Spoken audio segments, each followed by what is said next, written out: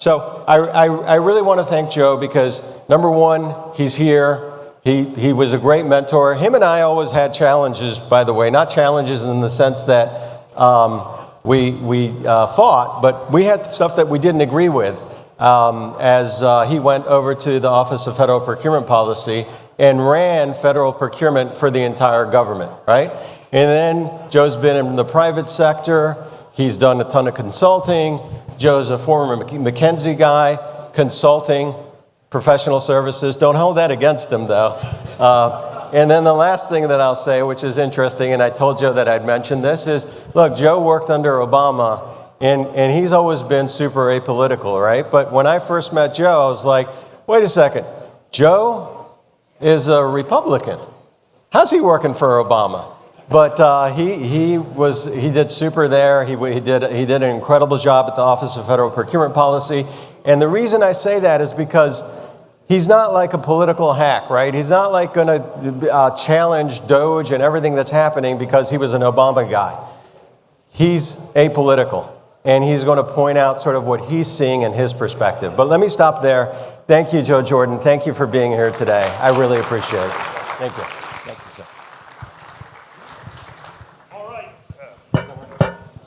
All right, thank you, everyone. Really appreciate it. Awesome to be here.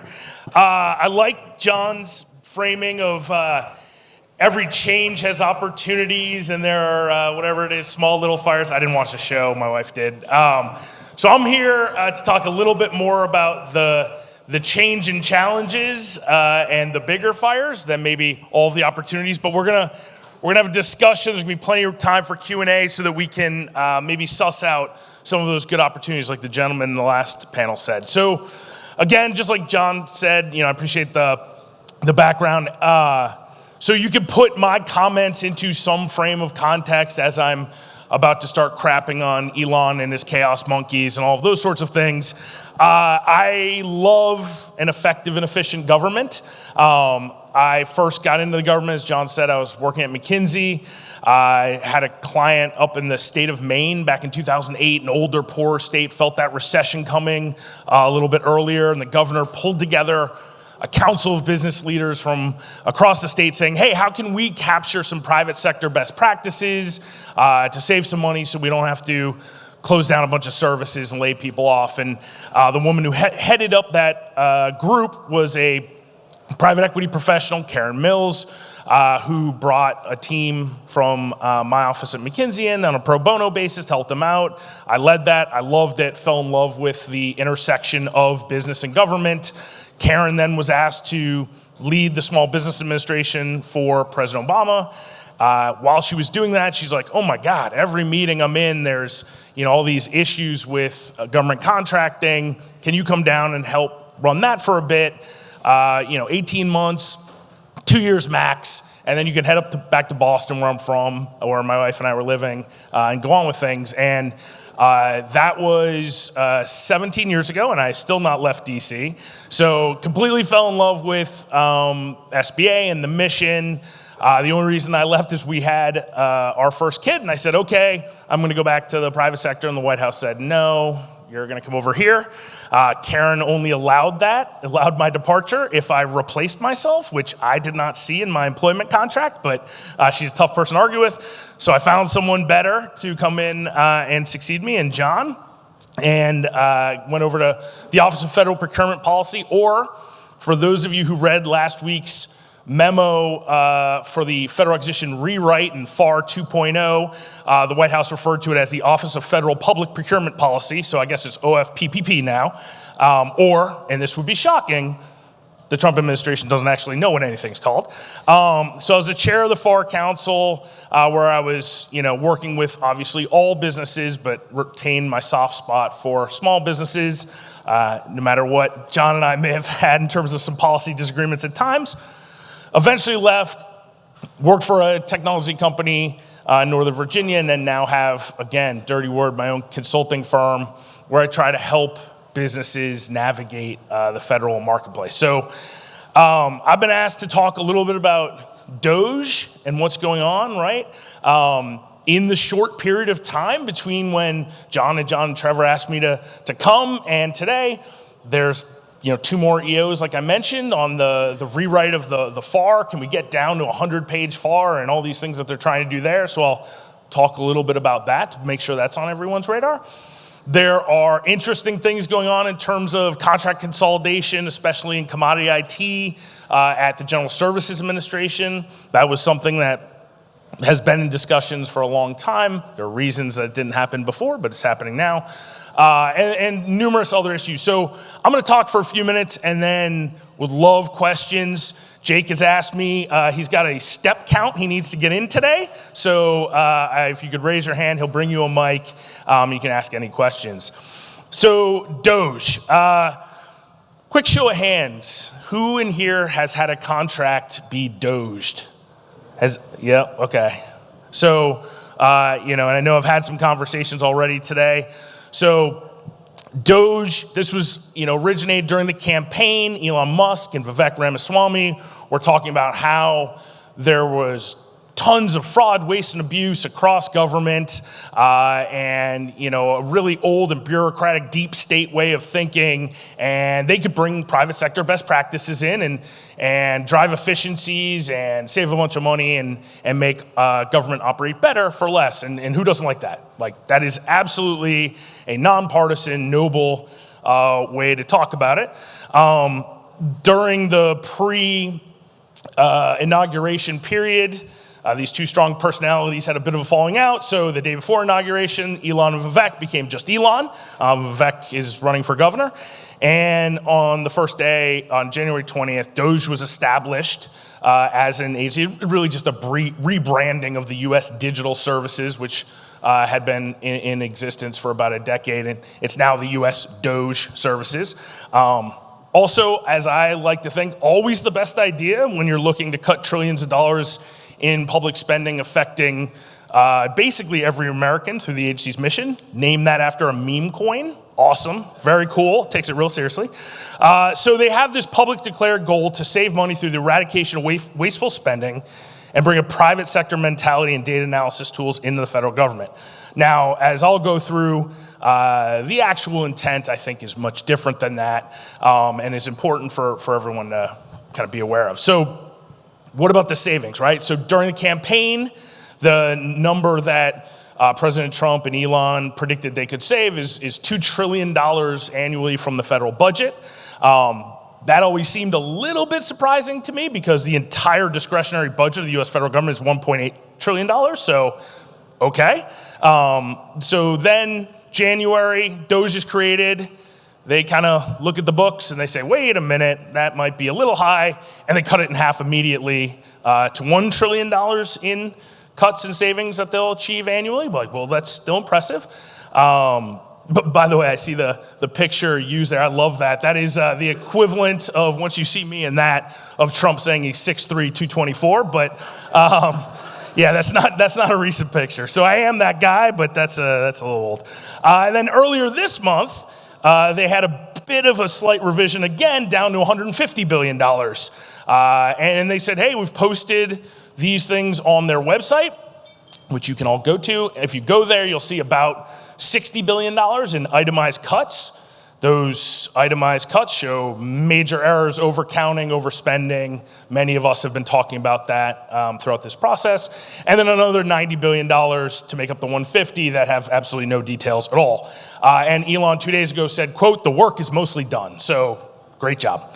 Now, cutting wasteful spending was never actually the point of this exercise. It's always been about enacting policy and programmatic changes without congressional action or input, and breaking the parts of government that President Trump and Mr. Musk don't like so completely that they can't get put back together again, right? So, you'd always have, throughout history, American history, partisan disagreements about spending priorities and programmatic priorities, things like that, right? So it's one thing to say, hey, it's a blue team, we're gonna really plus up foreign aid to people around the world who need it. Hey, it's a red team, we don't care, we're gonna cut that down. It's a new play to say, without any statutory approval, we're just going to eliminate the entire agency and fire everyone, send them home, sell their buildings out from under them. And so when the next team comes in who may have a different view of that, or that action gets proven to be short-sighted, you can't just go turn the funding spigot back on and make everything right again, or in that team's view. So that's really what this is about. And so, as the gentleman said and noted in the panel discussion from the audience, one thing that they have been effective in doing, air quotes, is reducing the number of people who work for the federal government. So you've got a little over 60,000 federal workers who have been laid off by DOGE, and then when you factor in folks who took that fork in the road kind of optional exit, you've got about another 100,000, 160,000 federal departures have already occurred in 2025, and we're in April. Based on like the latest information that I looked at, it looks like the reductions could net out about 12 to 15% of the federal workforce leaving this year. So it's of a 2.4 million person workforce. So it's a lot. Just yesterday, and every day, right? It's funny because, John and Trevor asked me maybe a month ago, bless you too, do this. And it's like, okay, so I started writing down my notes and the key points and what was DOGE. And it's just like every day there's a new thing. So just yesterday, Secretary of State Marco Rubio said he's going to reduce the agency's total number of bureaus and offices from 734 to 602, so 18%. So those aren't factored into the numbers I have, and you'll see more and more like that. Now, here's the thing. If you're looking at, again, reducing spending in a thoughtful, targeted, data-driven, analytical way, you'll start with who spends the most, because usually proportionally that's where you'll find the most opportunities for savings, and you'll go kind of bottoms up and top down at the same time and take a measured, thoughtful approach. When you look at what's actually been cut, USAID has had more than 99% of its dollars and people cut, Voice of America more than 99%, AmeriCorps 93%, Consumer Financial Protection Bureau 85%, Department of Ed 46%, HHS, 24%, and it keeps going down from there. You're not hearing the places necessarily, other than maybe HHS, that have the largest kind of spending bucket. So it's clearly not about saving money. We've gutted or eliminated agencies that prevent disease, prepare us from pandemics, give aid to our allies, keep our medicines and food safe, et cetera, et cetera. That's not just some sort of like policy, idealistic, Aaron Sorkin, statement. These are also places where the government's money has a proven multiplier effect. So even if the DOGE team succeeds at continuing to slash government spending, they'll actually be adding to the deficit when you look at the output. And one cut alone, if you look at the cuts to the Internal Revenue Service, and hey, I'm not going Mr. Pro IRS. My former colleague Danny Werfel went there. He loves it. I'm not saying we all like paying taxes or things like that, but just the IRS personnel cuts and technology cuts alone are estimated to cost about $500 billion per year in lost tax revenue. So that's a perfectly fine policy argument to have, but that's not a savings or a deficit reduction. I was reading that the IRS Wi-Fi is so bad right now because of the return to office, they had not planned for it, that people are using their personal hotspots to answer the IRS inbound phone calls and emails and things like that, which is always awesome during tax season. So where are we now? I don't know if any of you have seen Tesla's stock price, but there has been a bit of pushback to Mr. Musk's slashing and burning of the federal government. And so he said Tuesday that he plans to have a reduced role as the DOGE leader beginning next month in May. And on that earnings call, he said my time allocation to DOGE will drop significantly because this initiative, again, is mostly done. So after Mr. Musk's exit, the cabinet secretaries are supposed to continue the department's work. There are DOGE teams still around at all the agencies, led by highly qualified and experienced 19-year-olds, and they'll be the point people helping the secretaries be able to do this work. And as Mr. Trump said earlier this month, with a scalpel, that's what we want. Now, that is what we want. That's just not what's happening. So what does that all mean for you? And I know I talk fast. I'm not Sleepy Joe. I'm Caffeinated Joe. So we'll have time to kind of get into more details on what does this all mean for you. But one, stay vigilant.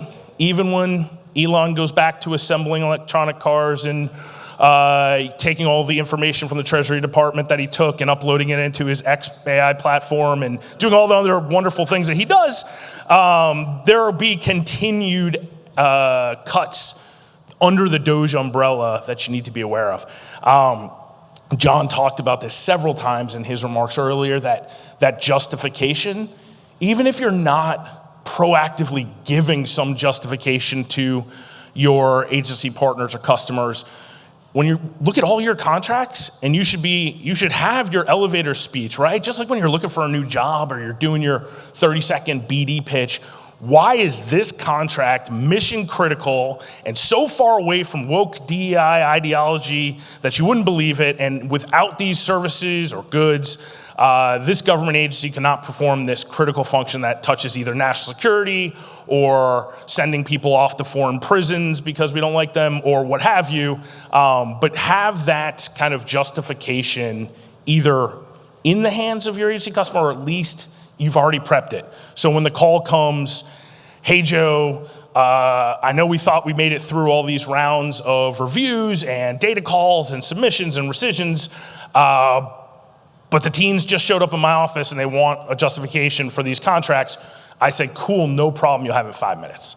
So be ready for that. Second, if you do have the unfortunate doging of your contracts, make sure you know what your termination for convenience rights are and those sorts of things. It's not just the government just doesn't get to say, don't give us any more and we'll give you no money and deal with the shutdown on your own. You have some rights there and make sure you know what they are. Talk to the great folks here about what some of those options are. And then have that continued communication to the extent possible with your core and your contracting officers and your agency folks. Now, again, we just talked about 160,000 of those folks are gone. The rest are stressed or scared or both. And in the post-COVID world, I think a lot of us would agree, it's still not back to where you can walk the halls and meet with these folks in the same way we used to either. And there's a travel ban, and none of them can show up at conferences. So I get that is an awesome bullet point that is very hard to operationalize, but to the extent you can, they want to be your advocates. They still care about their agency's mission. They do understand why they utilized your company's goods and services to help further that mission. And so they can be good partners in that. I'm gonna quickly now talk about the FAR rewrite and then I'll open up for questions. So restoring common sense to federal procurement. I don't know when the common sense of federal procurement existed that is being restored. It hasn't been in the last 17 years that I've been here, but the White House issued 2 executive orders, back-to-back days, April 15th and 16th, pushing more use of commercial items. That sounds cool. And doing a substantial rewrite of the federal acquisition regulation. Also sounds cool. Make them in plain English, eliminate duplicative rules, add buyer guides, and replace outdated requirements. All sound pretty awesome. Then there's the remove DEI and wokeness. Okay, well, yep, got it. And then the actual thing that I've kind of spent the most time hearing and discussing with folks in the community is basically remove anything in the FAR that isn't statutory in nature. So if it came through an executive order, if it came through we needed to clarify this, so we did a rulemaking process. There were lots of disagreements.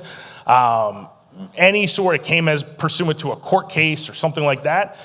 If it's not statutory required, take it out. And so that's really the key question for everyone right now is, so what stays in that isn't just something we can trace back to a clear, congressional sentence in a bill, because some of those things will have to stay.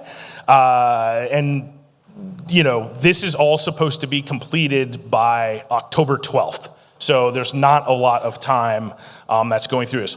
Although they also said that for the stuff that you can't strip out right away, the OFPP Administrator is directed to consider adding 4-year sunset provisions to every FAR clause that's not required by statute but is kept in the FAR. So the fun may continue and the ambiguity and disagreements may continue past October, but this is a sprint. So what's gonna happen in the meantime, just like happened with the equal opportunity FAR clause that was pursuant to an executive order ending illegal discrimination, and then the executive order was titled Ending Illegal Discrimination and Restoring Merit-Based Opportunity. Many agencies issued what are called class deviations that allow contracting officers to just remove that from contracts. So I think as this FAR rewrite starts to go, you will start to see more class deviations and interim guidance issued. So, pay attention for that, but be mindful that class deviations and revisions of FAR don't apply to your individual government contracts until those contracts are amended to include them. So that is an important point, and not every contracting officer's representative understands that. So again, we're not going to be disagreeable, we're going to be collaborative, we're going to be understanding these are overworked folks. But when they say, hey, this has changed and we've been told that this is now a class deviation, so you need to abide by it, that's not technically true unless your contract has been amended to say that. So time will tell whether this executive order will produce big changes, small changes, in between. Again, some of these national security interests that have driven FAR clauses and requirements still remain, but they were not statutorily generated, so who knows? What happens to the cybersecurity maturity model certification, right? That's a big burden on industry. It's not rooted in statute, but it was the Trump administration, round one, who created that. So does that stay? And those national security interests still exist, or will that be removed? A lot of big questions like that. Now, the OMB director is supposed to issue by May 5th, so about 2 weeks from now, a memo to agencies that provides some guidance so that the implementation of this EO's mandates is somewhat consistent. And we'll also talk about new FAR supplement regulations and internal guidance to help streamline acquisitions. So that's something to keep an eye out for. That'll be a kind of the first real publicly available set of tea leaves that we can read together. But one thing that's already come out is agencies must repeal 10 regulations for every new regulation that's issued. So I know in the past we'd get together at convenings like this and talk about, all right, what are some policy changes we want? What are some regulatory changes we need? And what are some statutory changes we want to work with Congress to push? I think that regulatory addition or change bucket is going to be pretty challenging to get through, so to have that in mind. Longer term impacts and effects. Look, the FAR wasn't created by one piece of legislation, right? It's a patchwork of a lot of different things. The Competition Contracting Act, the Service Contract Act, Davis-Bacon, Buy American Act, all the NDAA Section 800s over the years. And so, part of what and everybody, when I used to be a regulator and write these things, now, I didn't write a lot of them, but I said what we wanted to get done, and really smart lawyers wrote them, and then we got them through. But when I was in charge of those things, people were like, oh my gosh, I hate regulation. It's like, what do you mean?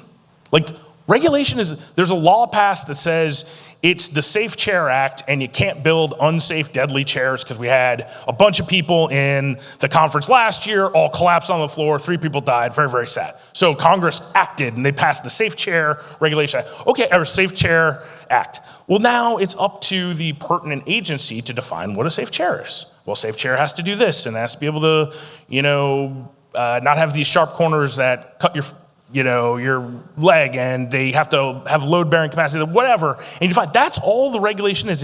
It's defining kind of how the implementation of that law will happen.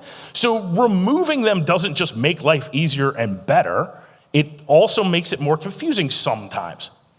Are there burdensome, super annoying, awful regulations? Yes. Are the regulations driven entirely by social policy through procurement priorities and viewpoints? Yes. But that's not all the regulation. So what, again, that isn't statutorily driven might stay, and how, when there's conflicting language in statutes that's already been decided through court battles and OHA decisions, things like that, and then have been tempered into what is now the active FAR clause, what happens to those? I don't know, but I do think litigation will increase, so keep an eye out for that too. basically, the last thing I want to say is also the executive order did not outline any process for contractors or the public to offer feedback or advice. So normally there's a whole rulemaking process. Proposed rules are put out for a defined period of notice and comment. You say, listen, agency, love what you're trying to do, makes a ton of sense, you were super smart, but you also miss that if you do that, you create this giant hole over here that a bunch of people fall in and die, and they say, ooh, good point. All right, we're gonna do everything we said, and now we're gonna add this little like metal plank over that hole. Now is everything cool? And you have that process where the rulemakers can be made aware to blind spots, negative impacts, et cetera. There is no rulemaking process governing this. They have said overtly that they will not be going through the normal notice and comment and rulemaking process. So you're gonna have to work to make your voice heard. That being said, you should work to make your voice heard. Like they're not totally, shutting their eyes and ears, la, la, la, la, la, we know what we're doing. They're open to input, but they want to move quickly and they don't want bureaucratic deep state actors to hold up the process, and so they're not playing by those processes, but try to get your thoughts and voices into the process. All right, so inclusion, lots of changes coming at us fast. Unfortunately, mostly cuts, but as we talked about, the other side of that coin is potential opportunities, maybe not today, maybe tomorrow, but we're only 100 days into 1,400-day administration, or who knows, maybe there'll be the third one. So there's a lot going on, and it's important to keep up with it, but also understand kind of where we are, and some of this stuff will sort itself out. These changes are happening both at the policy and regulatory level, governing everything, as well as the individual contract and program level. So important to keep on top of all of those. And it's imperative that you know your contractual rights, that you voice your opinions, and you get into that. So happy to talk about kind of either of these things. The GSA contracting consolidation, where again, through executive order, all commercial IT purchasing is being nested under the General Services Administration, the federal building sell-off, so much more, but I'll pause there and take any questions. Yes, ma'am, in the back. Ah, nice. And if you could be as far away from Jake when you raise your hand, it provides me some entertainment.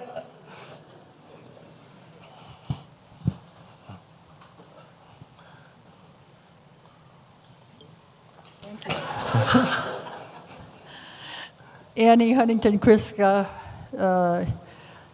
CEO of a mighty, tiny ANC of Alaska. Definitely thank you all for attending this event. We're a proud sponsor, new sponsor, and got my team here, as well as potential partners. We've met some wonderful people last night, but my concern, I'm all about solutions.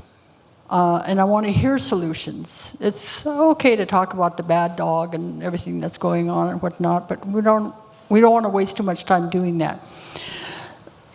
Right now, today, adding on to the concerns I've had over not worries, but concerns I've had over the past 200 days or so, is this whole idea of putting a middleman between us and as small federal contractors and the federal government, where, I'll just say it, we're no longer prime contractors, but we're subcontractors to a prime who is going to be holding the contracts.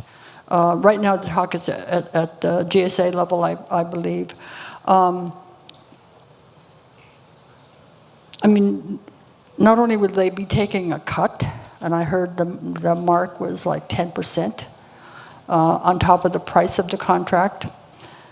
Non-FAR, which means they don't have to follow the FAR. Very unknown, very high risk in my thinking as a businesswoman. The process is scary for especially tiny businesses like ours. First of all, is it true And if it is, what are we going to do about it? I want to hear solutions on that. And I know there's so many other concerns in this room that impact your particular business, whether you're small or mid-size or just starting out, or definitely in your up there in age in terms of the life of your company. Whatever impacts your business, whatever impacts my business, impacts our people. My people who live in a very small village in Alaska, who we work very hard, my team works very hard to help every year. Not just with dividends. I mean, the village is without plumbing. There is a local laundromat that we're able to purchase 4 dryers and 4 washers last year. We want to be able to still help that. So to us, it's not all just about the money. It's about networking like this, building partners, teaming. I got to visit with John a little bit last night. You know, it's really about working together to meet the needs of the federal government, but by helping our people. Thank you. Yeah, I appreciate the question.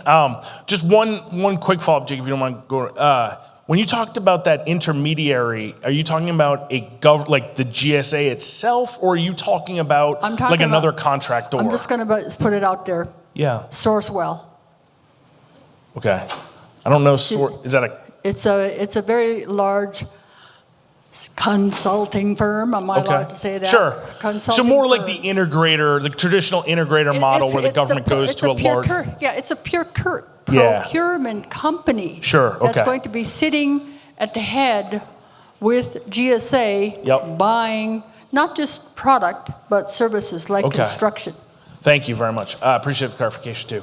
Yeah. Look, I mean, over the years, I think there's been a long challenge of that sort of efficiency from going to one, the government having one throat to choke and the integrator model, and they figured out, John talked about that in his opening remarks, balanced against statutory requirements overseen by SBA that there needs to be at least 23% of prime contracting dollars going to small business, so those not counting. And that's been a back and forth fight forever, right? Like John and I had multiple year back and forth with the Department of Energy on should their subcontracting dollars count towards their prime contracting goal because our M&O model. I felt for it very strongly, no, because the government only has privity of contract with the prime, and so that's a special and different relationship, even if the services the government receiving is the same.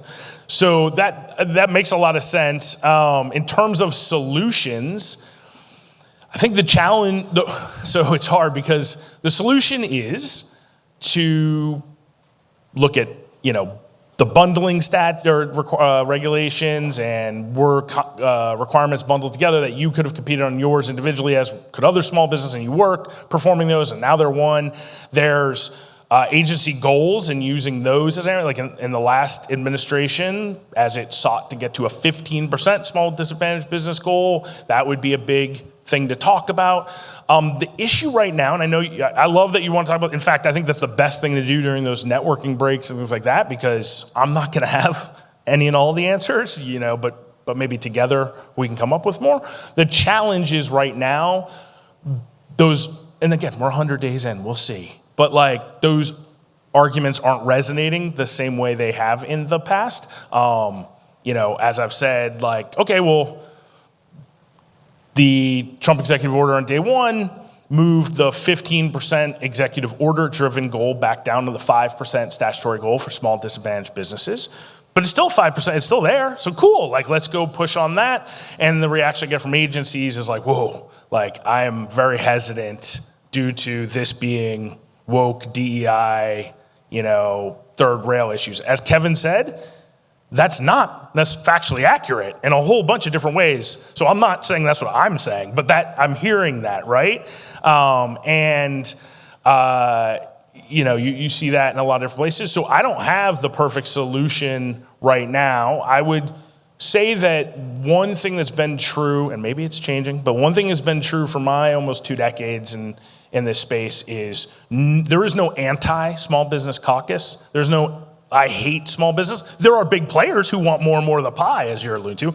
But in terms of like talking to elected representatives, appointed folks in government, nobody's like, oh, I just hate small businesses. I don't care. That has not yet once been something that I've seen in any sort of pervasive manner. So hopefully, once this initial kind of purposeful shock has reverberated throughout the system, we can get back to some of those types of solutions. But, and on all the things you mentioned and John's mentioned around teaming and coming together, et cetera. But yeah, I think it's going to continue. It only further emphasizes how important it is to continue the dialogue with each other. And I don't know where Jake went, but we have a question. Oh, look at you, buddy. You blend in. Thank you, ma'am. Hi, my name is Sharon Heaton. I'm with SB Liftoff. Of course. It's good to see you. You've touched on a very important issue. This administration took the 8A program from 15% to 5%. Hey, that was an executive order bringing it to 15, totally within their choice to bring it to 5. Are you hearing anything about non-compliance with the statutory goals, whether it's for 8A, SDVOSB, women-owned, HUB-zoned, or small business in general? Lots of mixed signals out there. What are you hearing? What do you think? Yeah, awesome question. Thank you, Sharon. And obviously, a great kind of topic to lead into some of the things that you'd be talking about with M&A and what does it mean for my business if I have set aside contracts. So I'm not hearing about non-compliance. That's doesn't give me the same warm and fuzzy feeling that it otherwise would, because we were at a historically high level of achievement and we're still in the fiscal period where they haven't reported anything new anyway. So if they said, of course, we're going to comply with the new 5% level, so more than half of every 8A dollar is not going to 8A anymore, that would be compliant with the statutory and now executive goal, but really, really harmful. So what I'm hearing is not like, oh, we're not going to comply, we're not going to meet the 5%. More, I just don't give a crap. Like, if I don't do anything, we'll still probably get there. Like, we just need a few of these, $100 million awards, and the category will be hit. So if I cancel these 50 8A contracts, I get points with my boss, who needs to show her or his boss how anti-woke and DI and pro-merit based they are. And it's not really we'll still be okay on a 5% goal because we were at 13% or 12% already. So that's what worries me, because that's a slippery slope, and that's when it's like, well, if everyone's thinking the other guy or gal are going to be responsible for hitting the 5%, so I don't want to do it with mine, that's what worries me. So I'm not getting a positive response to, hey, you still need to hit the goal. There is still a goal, so you should still keep this contract in the program. You should put this new contract in the program, these new requirements, et cetera. There I'm getting a universal, it's neutral to negative for me to do that, not positive as it's been in the past. That's the challenge. So ask me again in a year when we have a little bit more data, but even though no, I'm not hearing anything that would say they don't care about compliance, everything they're saying makes me think they don't, but they'll still probably hit it for a while because of where we are. And contracts are usually, as you all know, base plus 4, and so you got some time. How am I doing? I got one more question. Who do we think the New England Patriots are going to draft at number 4 tonight? Well, Joe, I'm very concerned about protecting Drake May. No, anything else? I'm happy to give you 2 minutes back to get some extra coffee. All right, well, thank you all very much. Really appreciate being here. Thanks for making the time. Hope it's productive. Thanks to John, Trevor.